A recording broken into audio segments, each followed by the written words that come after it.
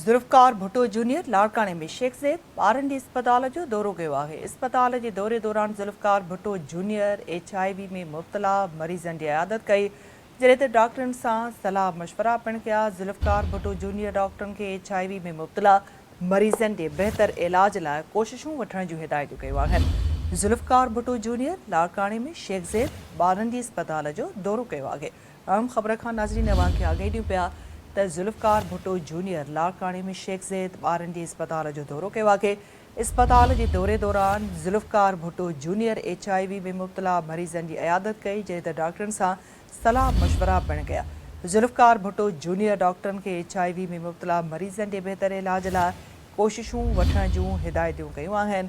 अहम ख़बर खां अवांखे आगाही ॾियूं पिया। ही लाड़काने मां न्यूज़ अवां सां शेयर कयूं पिया। नाज़रीन, ज़ुल्फ़कार भुट्टो जूनियर लाड़काने में शेख ज़ैद ॿारनि अस्पताल जो दौरो कयो आहे।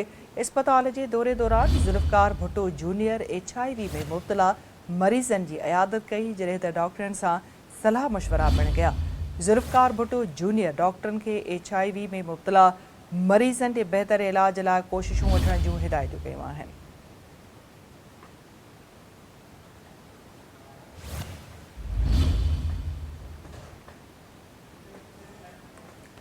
ज़ुल्फ़कार भुट्टो जूनियर लाड़काने में शेख ज़ैद ॿारनि अस्पताल जो दौरो कयो आहे। वधीक अपडेट्स लाइ असां राब्तो कयो आहे लाड़काने में सिंध TV न्यूज़ जे रिपोर्टर शबीर मुगैरी सां। शबीर, ॿुधाए पियो वञे त ज़ुल्फ़कार भुट्टो जूनियर लाड़काने में शेख ज़ैद ॿारनि अस्पताल जो दौरो कयो आहे। कहिड़ा अपडेट्स ॾींदव इन ख़बर जा?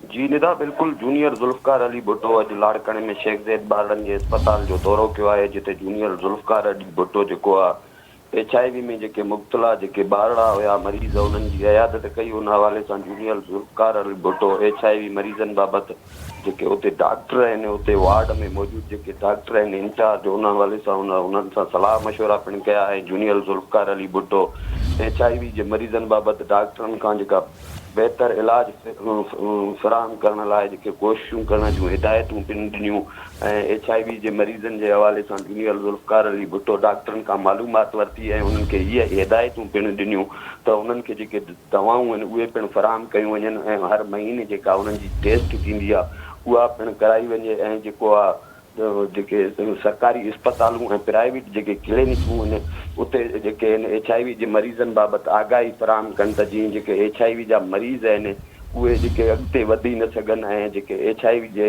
जे बीमारी ते कंट्रोल पिणु करे सघिजे। जी ठीकु आहे शबीर, अपडेट करण लाइ वॾी महिरबानी।